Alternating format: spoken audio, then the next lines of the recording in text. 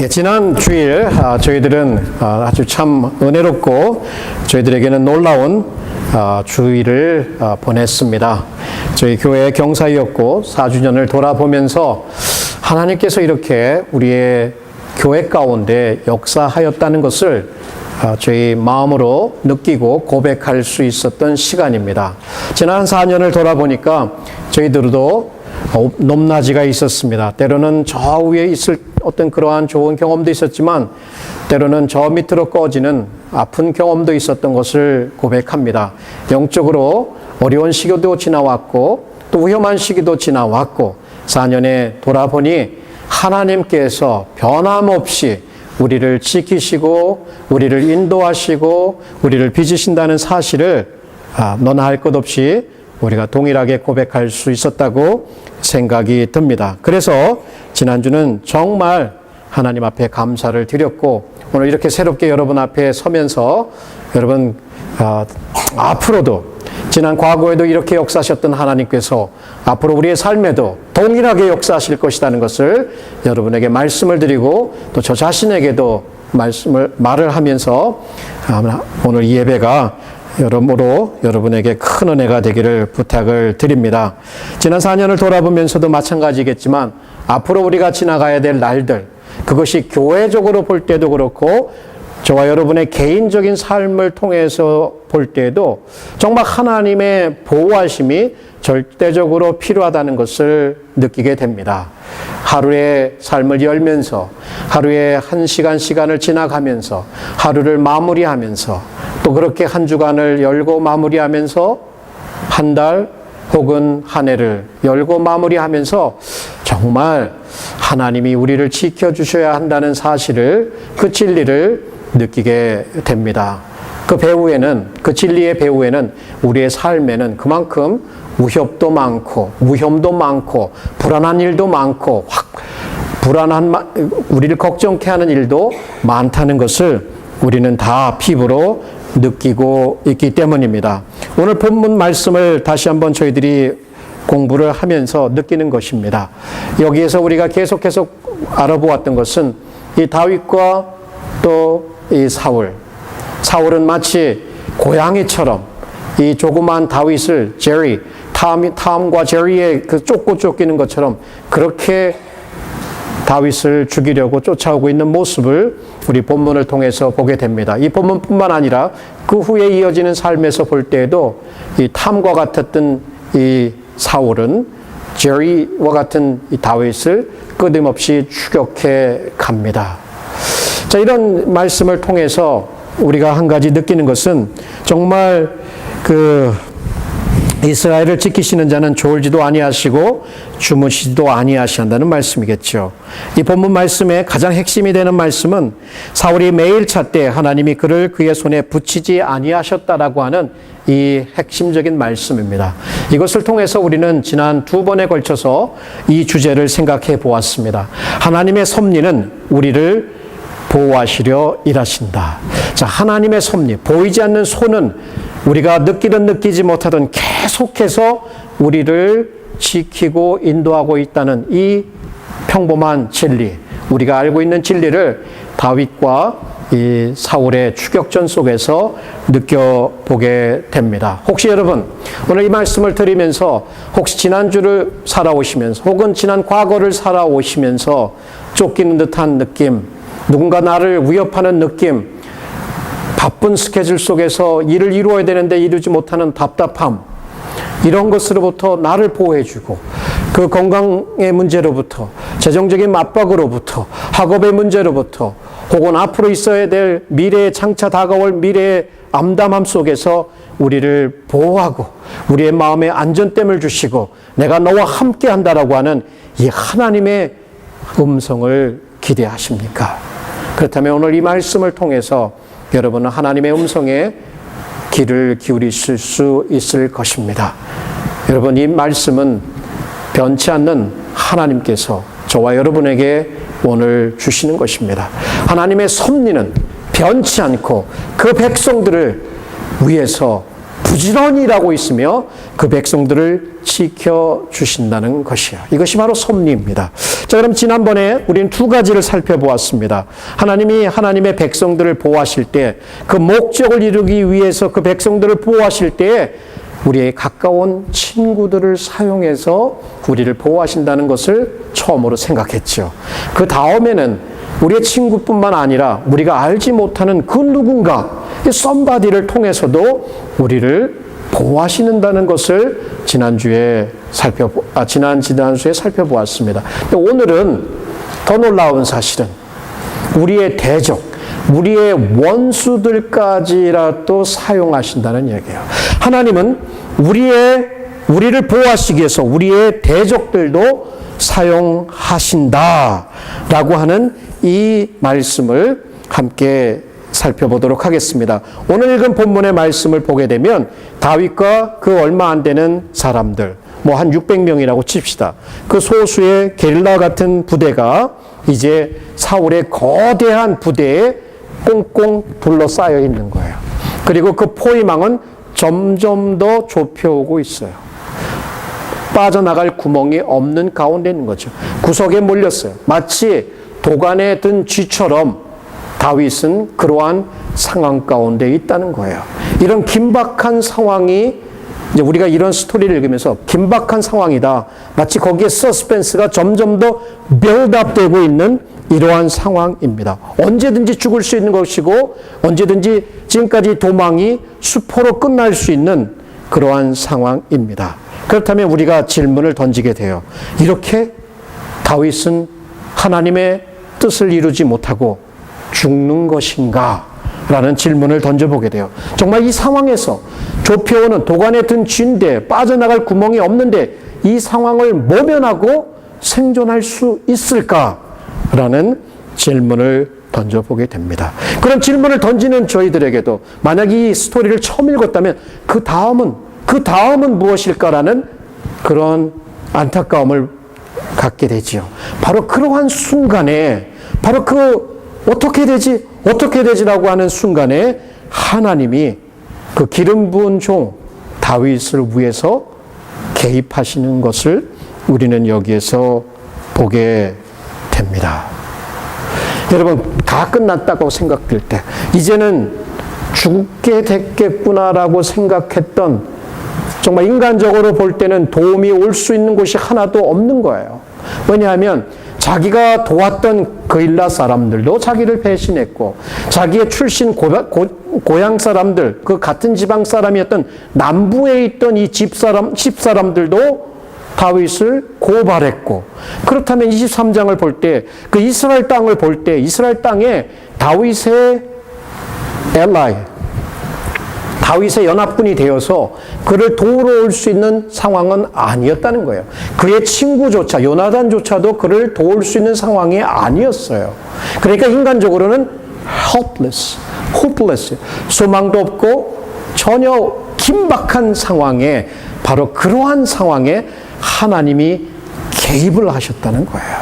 자, 이 사실이 중요합니다. 자, 하나님이 개입한 그 시간을 보면서 얼마나 하나님이 지혜로우신가, 얼마나 하나님이 능력이 있으신가를 깨닫게 되는 거예요. 그 마지막 순간까지 기다려서 조금 놓쳐버리면 다윗이 사울의 칼에 맞아 죽는다. 그럼 하나님의 능력이 없는 것이겠죠. 왜 그러면 그 순간에, 그 마지막까지 기다렸다가 하나님이 개입하셨을까라는 질문을 던져보게 되잖아요. 여러분, 우리 스스로 도망할 수 있고 문제 해결할 수 있고 하다 보면 사업도 그렇고 공부도 그렇고 우리가 모든 것을 할 수 있다, 우리가 자신감이 충만해서 내 스스로 일을 이뤘다라고 하면 그것은 우리로 하여금 우리 자신을 교만케 하고, 교만이 들어오게 하면 패망, 넘어짐의 길에 들어서게 되는 것이거든요. 오히려 하나님은 그러한 궁지에 몰리는 우리들을 방관하고 있는 것이 아니에요. 처음부터 끝까지 계속 보고 있으면서 가장 결정적인 순간에 우리의 믿음이 어디에 있기를 보기를 원하는 거예요. 그 순간에 포기하는 것이 아니라 여전히 그 순간에도 우리가 하나님, 우리가 알고 있는 진리의 하나님, 변개치 않은 하나님을 믿고 의지하는가를 하나님은 보시길 원하는 거예요. 바로 그 순간이 믿음이 드러나는 순간이기도 합니다. 평안할 때는 괜찮아요. 특별히 하나님을 의지 않아도 세상살이 그냥 그대로 굴러갈 수 있어요. 그러나 이런 긴박한 상황 가운데 도움이 올 수 있는 곳이 없을 때 찾아볼 수 있는 곳, 사방을 둘러보면 적으로 쓰여 있는 곳에 하늘을 들을 수 있었다는, 하늘을 향해서 눈을 들을 수 있었고 하늘을 향해서 기도의 창문이 열려 있었던 것을 다윗은 알았던 것이요. 바로 그 순간에 하나님이 개입하셨다는 것, 인간의 무능한 상태, 인간이 뭔가 할 수 없는 그 순간에 하나님이 개입하셨다는 것은 하나님의 섭리였고 그것은 다윗을 위한 일이었고 하나님의 능력과 영광을 드러낼 수 있는 순간이었다는 거예요. 그렇다면 여러분, 지금 이 순간에 왜 하나님 돕지 않는 거야? 언제까지야? 내 이렇게 힘들고 힘이 붙어서 이 잡고 있는 줄도 언젠가는 놓을 것 같은 그러한 순간, 이 anytime 내가 놓고 싶은 이 상황인데 나를 안 돕고 나를 붙들어 주지 않을 거야? 라고 느끼시는 분이 있을지 몰라요. 다윗과 같은 거예요. 바로 그 순간, 언제든지 덮쳐서 죽일 수 있는 그 순간이었단 말이에요. 하나님은 그때에도 여러분을 보시고 그때에도 길을 내실 수 있다는 거예요. 저는 이 말씀을 묵상하면서 하나님의 섭리라고 하는 것이 바로 이 순간만이 아니라 23장 혹은 그 전부터 다윗의 생애에 하나님은 한 번도 그 눈동자가 그 사랑하는 기름 부은 종에게서 떠난 적이 없었다는 거예요. 23장만 우리가 제안해서 본다면 다윗이 그일랏 사람들을 도우러 군대를 모아서 출동했을 그때에도 하나님은 그를 보고 있었어요. 그리고 거기서 승리를 이끌 수 있었을 때에도, 그리고 그일랏 사람들의 배신을 당할 그때에도 하나님은 보고 있었어요. 10사람들이 다윗을 밀고 해가지고 사울에게 넘겨주려고 할 그때에도 하나님은 그를 보고 있었어요. 지금 포위망이 점점 더 좁혀오고 있는 그때에도 하나님은 다윗을 보고 있었고 그 백성을 보고 있었어요. 그렇기 때문에 자기가 생각할 때 이 순간이다라고 개입하시는 거예요. 늦으면 어떡하지? 늦으면 어떡하지? 우리는 이렇게 느끼지만 하나님은 늦지 않아요. 하나님의 때는 그냥 아무 때나 일어나는 것 같지만 정확하게 계산된 가운데 일어나고 있다라고 하는 얘기예요. 이것이 놀라워요. 이것이 arbitrary가 아니에요. 자기 마음대로 아무 때나 개입하는 것이 아니라 미리 calculate 된 거, 계획된 가운데 그 순간에 개입해서 그를 구원해 내십니다. 자, 그러면 저 여러분과 먼저 말씀드린 게 뭐냐면 그 개입하는 그 시간을 보면서 하나님의 고도의 지혜와 능력을 더 극대화돼서 나타난다라고 생각을 했어요. 그러면 그 개입해서 어떻게 구원해내는가도 동일해요. 구원해내는 방법을 보게 되면 여전히 하나님의 지혜와 능력이 나타납니다. 어떻게 구원해내요? 이스라엘의 원수예요. 다윗의 원수이기도 하고 사울의 원수이기도 한 이 블레셋 사람들이 쳐들어온 거예요. 이들이 쳐들어오게 한 거예요. 물론 자연스러운 현상이에요. 왜냐하면 이 사울 왕이 국가를 이렇게 지키고 국경을 지켜야 되는 이런 상황인데도 불구하고 자기의 개인적인 그 욕심과 권력욕에 눈이 멀고 질투에 눈이 멀어서 자기의 사위를 쥐잡듯 잡고 있는 거거든요. 그거 해서는 안 되는데도 불구하고. 그러니 자기가 마땅히 경비해야 될 것을 경비하지 않고 군사력을 딴 데로 돌렸으니까 블레셋 사람들한테는 좋은 기회가 아닙니까? 야, 이때 가서 쳐들어가서 노력하고 침노하자. 그러니까 그때 이렇게 쳐들어온 거라고 볼 수도 있어요. 자연적인 해석은 그렇습니다. 그러나 하나님은 지금까지 이 모든 것을 다 주관하고 계신데 어떠한 사건도 그의 허락 없이는 일어나지 않는 가운데 있는데 다른 방법이 아닌 요나단도 아니고 10사람들을 고치는 것도 아니고 하늘에서 태풍을 일으켜갖고 교란 작전을 피는 것도 아니고 내추럴 에너미였던 이 블레셋 사람들로 하여금 이스라엘을 침공하게 한 거란 말이에요. 그럼 이게 우리가 볼 때는 우연 같지만 이것은 하나님의 지혜가 드러나는 거예요. 하나님의 능력도 드러나는 거예요. 왜 드러나느냐? 블레셋 사람들이 섬기는 신은요, 바알 신이었어요. 이방 신이었단 말이에요. 그러니까 이 사람들은 여호와를 믿는 사람들이 아니에요. 그럼 우리 개인적으로 생각할 때 여호와를 믿는 사람들은 하나님께서 어떻게 좀 컨트롤해보고 마음을 움직여서 해보겠지만 그 하나님도 안 믿는 이 이방 사람들을 어떻게 하나님께서 컨트롤할까라고 생각할지 모르지요. 그렇지 않아요. 원수까지라도 그들이 이방신을 섬기든 어떻든 간에 그 모든 것을 다 사용해서 다윗을 그 상황에서 구원해내신다는 것이 바로 여기의 메시지입니다. 그러면 하나님을 따르지 않는 사람들, 하나님을 저주하는 사람들까지라도 하나님은 자신의 목적을 위해서 그 백성들을 구원해내시기 위해서 사용할 수 있다는 것을 우리는 여기서 배우게 된다는 얘기예요. 이게 우리에게 얼마나 큰 위로가 되는지 몰라요.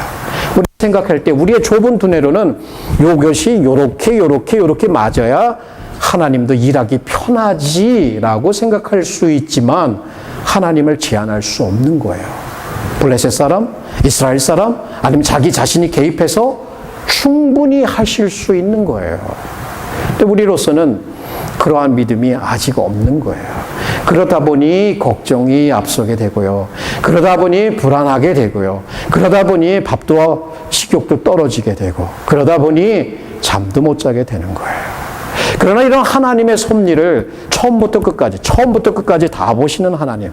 거기서 가장 좋은 때에 가장 좋은 방법으로 그 백성을 위해서 그 영광을 위해서 개입하신다는 이 섭리를 우리가 경험을 통해서 우리의 고백을 통해서 우리의 삶 속에서 경험한다면 우리는 분명 다른 믿음의 소유자가 될 것이고 그 믿음은 우리의 삶을 한 단계 업그레이드하는 변화를 시켜줄 수 있다는 것이죠. 여러분, 이 블레셋의 침공은 자연스러운 것일 수도 있었지만 이것은 하나님의 의도였던 것이고 사울의 그 포위망에서 다윗을 꺼내내 주었던 것입니다. 저는 이 말씀을 이제 묵상하면서 이 하나님의 섭리에 대한 어떤 글들을 한번 찾아보았습니다. 거기에 보니까 이 코리 텐 붐 여사에 대한 이야기가 나오더라고요. 이 코리 텐 붐은 이 네덜란드에 살았던 크리스천이었어요. 그런데 이분의 가족은 그 유대인들을 감춰 주었단 말이에요. 왜냐하면 유대인들을 대량 이 독일 사람 나치 정권이 죽이다 보니까 유대인들을 몰래 숨겨줘서 살려주었던 그런 좋은 크리스천들이었어요. 그거로 인해서 그 죄로 인해서 이제 이 코리 텐 붐 여사와 또 그의 언니였던 베츠 여사가 이제 그 수용소에 들어가게 되죠. 그래서 수용소를 생활을 하면서 그 언니는 이제 생명을 잃게 되고요. 코리 텐 붐 여사는 살아서 나오게 되고 그 외에 The Hiding Place라는 책을 썼고 그것이 영화됐던 것을 보게 됩니다. 근데 그 수용소에서 죽어가는 그 언니가 하는 말이에요. 여기 보세요. There is not a pit so deep that God is not deeper still. 이것은 번역하기 좀 그런데 구덩이라고 하면 마치 그 빠져나올 수 없는 그 컴컴한 암흑과 같은 지옥과 같은 그런 거기를 그 피치라고 얘기한 것은 수용소 생활이 그렇다는 얘기예요. 그 수용소의 그 경험이 얼마나 끔찍한지는 여러분 우리 기사를 통해서 영화를 통해서 보잖아요. 그 끔찍한 경험을 하면서도 그 가운데서도 하나님은 함께 계시는 거예요. 이렇게 끔찍한 상황 가운데 너무너무 깊어 고통이 너무 깊으니까 하나님이 거기 없는 게 아니다는 얘기예요. 그 더 깊은 곳까지도 하나님은 계시다라고 이 베츠 여사는 고백을 했고요. 그 다음에 이 코리 텐 붐 여사는 자기가 석방되게 된 이유가 뭐냐면 이 clerical error, 그러니까 이 업무상에 이 서기가 이렇게 기록하다가 이게 실수가 나가지고 그가 그 수용소에서 풀려나게 된 거예요. 그러니까 그 수용소에서 풀려나게 되면서 한 말이 이거예요. God does not have problems, only plans. 하나님 문제될 게 아무것도 없어요. 다 계획하고 계시단 얘기예요. 이게 섭리란 말이에요. 그러면서 이분이 이 인생을 무엇에 비유했냐면 인생이라는 것을 하나님께서 이 weaving, 이렇게 뜨개질하고 떠가는 거 있잖아요. weaving. 거기에 표현해서 시를 썼는데 그 부분을 제가 여러분에게 인용을 해드리겠습니다. 인생은 단지 시를 짜는 것과 같아요. 내 인생은 단지 시를 짜는 것이지요. 하나님과 나 사이에 시를 짜는 것이지요. 내가 색깔을 선택할 수 있는 것은 아니에요. 주님이 충실히 시를 엮어가지요. 주님은 종종 슬픔을 엮어 넣어요. 그런데 나는 미련하고 교만한 가운데 주님은 상단을 보시는데 내가 하단을 보고 있음을 잊고 있어요. 배틀이 고요해지고 직족이 북이 바삐 날기를 멈출 때까지는 하나님은 캔버스를 풀지 않을 것이며 그 이유를 밝히지 않을 것이에요. 어두운 실들은 필요해요. 직공의 능숙한 손에는 금과 은실만큼이나 필요해요. 주님이 계획하신 무늬에는 필요해요. 주님은 아시고 사랑하시며 보살피세요. 아무것도 이 진리를 흐릴 수 없어요. 주님은 최선의 것을 주세요. 주님께 선택을 맡기는 자들에게 최선을 주세요. 근데 여기에 이제 이 시를 조금만 해석을 해드릴게요. 거기 보면 이 코리 텐 붐 여사가 고백하는 게 뭐냐면 이 캔버스에 이렇게 시를 엮어가면서 주님이 보는 건 이 상단이에요. 근데 우리는 하단을 본다는 얘기예요. 그건 뭐예요? 시각 차이가 난다는 거예요. 고통을 겪으면서 우리는 이 땅에 있는 것들 여기만 집착해서 보는 거. 아프고 힘들고 고통스러워.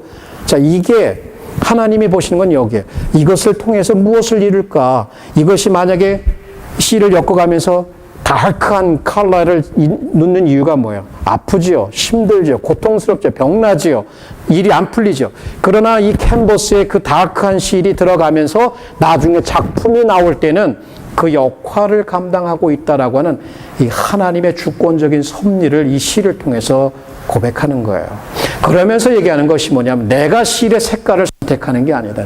내 삶에 일어나고 있는 이런 일들을 내가 선택하는 게 아니다. 하나님이 그저 그것을 짜주시는 거고 그 짜주시고 나서 나중에 캔버스에 보니까 아름다운 그림이 남는 거예요. 저와 여러분의 인생이 인생 마지막에 갔을 때 어떤 그림으로 짜여질까 생각해 보면 바로 이러한 모든 삶의 소재들, 좋은 일, 나쁜 일, 우리의 넘어진 일, 실패한 일, 우리의 성공한 일, 이런 것이 한 폭의 그림이 되어서 어우러진다라고 하는 거예요. 이것이 바로 하나님의 섭리입니다. 이것을 우리는 믿고 바로 그 선택을 하나님께 맡기니까 하나님께서 우리에게 the best를 주신다라고 하는 코리 텐 붐의 그분의 여사의 그 고백이었던 것이죠. 그는 용광로 같은 그 수용소 생활을 통해서 그 후에도 여러 해를 생존하시면서 그것을 뼈저리게 경험을 통해서 알았고 그것을 여기에 한 복의 아름다운 글로 우리에게 남겨주고 있죠. 여러분 그렇습니다. 정말 하나님께서는 모든 것을 다 사용하셔서 우리를 그 목적을 위해서 그 영광을 위해서 지키신다는 것, 이 부분에서 이 진리를 타협하지 마시기를 바랍니다. 성경책을 읽어보면 계속해서 그 하나님의 주권적인 출애굽하는 때에도 보면 뭐 파리도 깨구리도 이도 구름도 물도 다 사용해서 그 백성을 애굽에서 나가게 하는 걸 보시잖아요. 저 우박도 내리게 하시고, 그죠? 그러니까 하나님이 못 사용할까? 자연 세상에 있는 이 소재들을 사용할 수 있는 거고 사람들도 사용할 수 있는 거고 때로는 급하면 본인이 직접 나와서 그 하나님의 백성을 건져내 주시기도 하는 거예요. 이스라엘 왕 중에 히스기야라는 왕이 있는데요. 이분은 굉장히 경건한 왕이었어요. 그럼에도 불구하고 경건하니까 아무 문제가 없었던 것이 아니라 그는 아수르의 포위를 당하게 됩니다. 18만 5천 명이 이제 그 예루살렘 성을 언제 정복할지 모르는 그 급박한 상황 가운데 있었습니다. 그때에도 이사야 선지자를 보내서 하나님을 의지하라고 그렇게 그를 권고했습니다.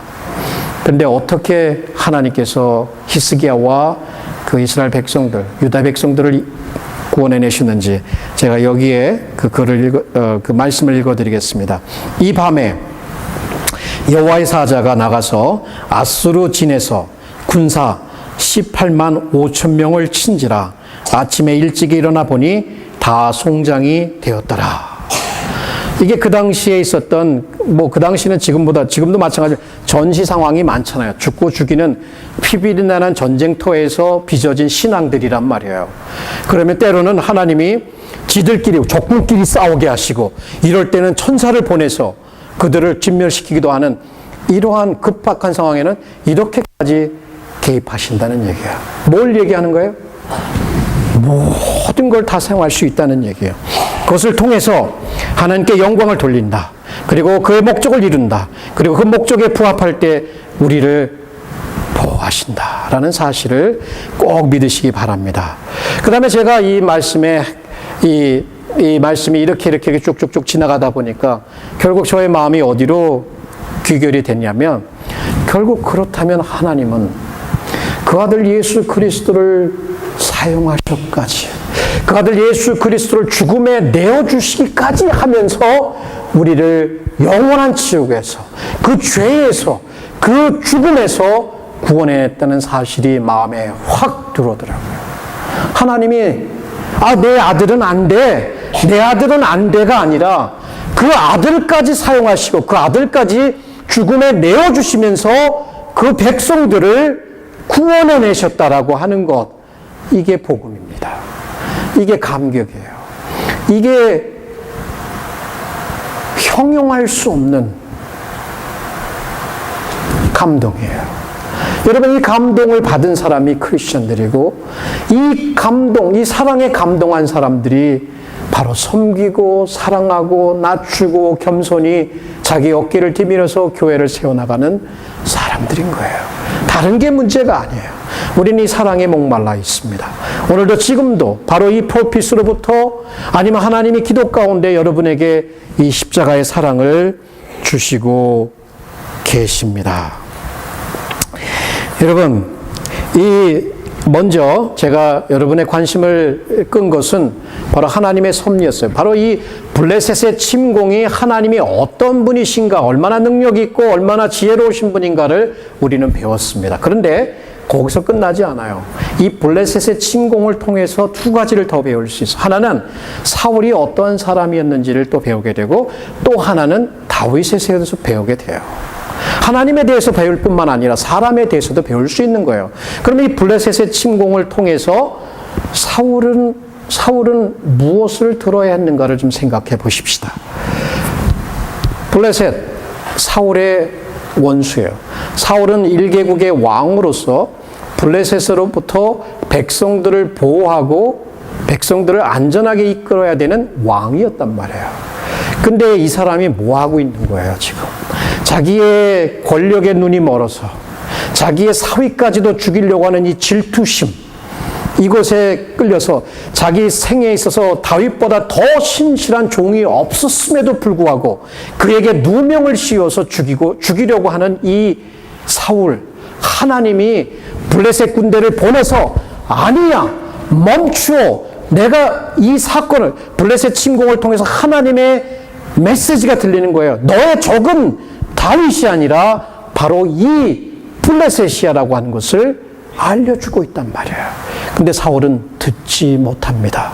마음에 질투가 있고 마음에 권력이 있고 마음에 교만이 있을 때는 하나님이 이 고난을 통해서 주시는 메시지가 들리지 않는다는 얘기예요. 자, 우리는 무엇을 배울 수 있을까요? 여러분, 블레셋과 같은 침공이 우리의 삶에 들어올 수도 있겠지요. 그 어려움도 될 수 있고 실패도 될 수 있고 아픔도 될 수 있고 상처도 될 수 있겠죠.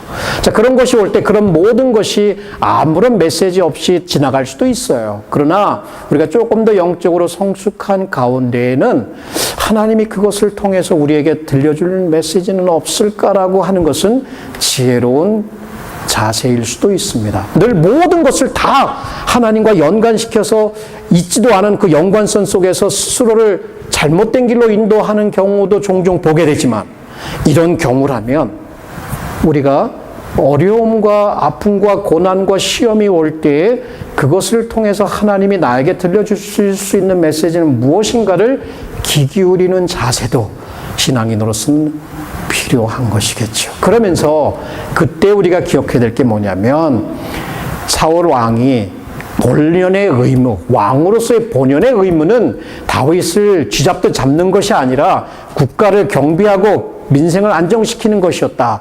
본연의 왕으로서의 임무를 기억해야 되는 것처럼, 마찬가지로 우리가 어려움이 올 때는 다른 것보다도 믿는 사람으로서 우리의 본연의 의미, 본분이 무엇인가를 깨닫고 거기에 충실히 나아가는 것을 배우게 된다는 사실이에요.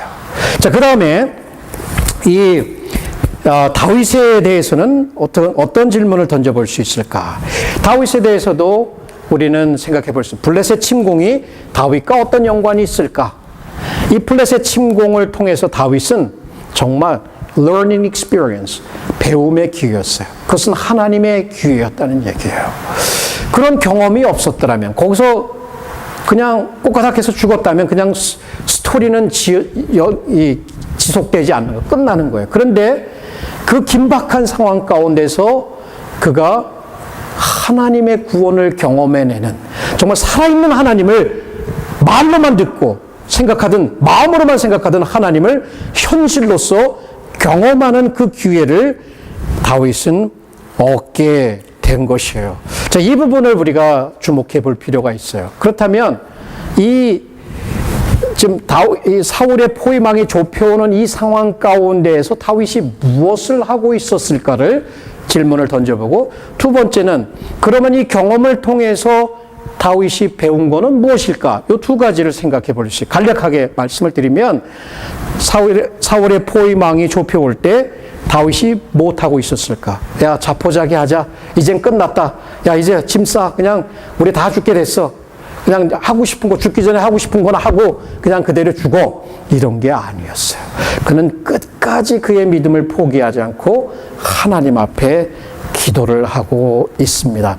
그 시가 시편 54편에 기록이 되어 있어요. 이 54편에 보면 이 10사람들이 사울에게 가서 다윗이 우리 가운데 있지 않나이까라고 하는 그런 이제 그 역사적인 배경 가운데 이 시가 쓰여졌어요. 어떻게 말합니까? 하나님이여, 주의 이름으로 나를 구원하소서. 주의 힘으로 나를 판단하소서. 하나님이여, 내 기도를 들으시며 내 입의 말에 귀를 기울이소서. 외인들이라 나를 치며 강포한 자가 내 생명을 수색하며 하나님이 하나님을 자기 앞에 두지 아니하였음이니이다 하면서 하나님은 나를 돕는 자십니다. 주께서 내 생명을 붙드는 자이십니다. 이렇게 고백을 하고 있어요.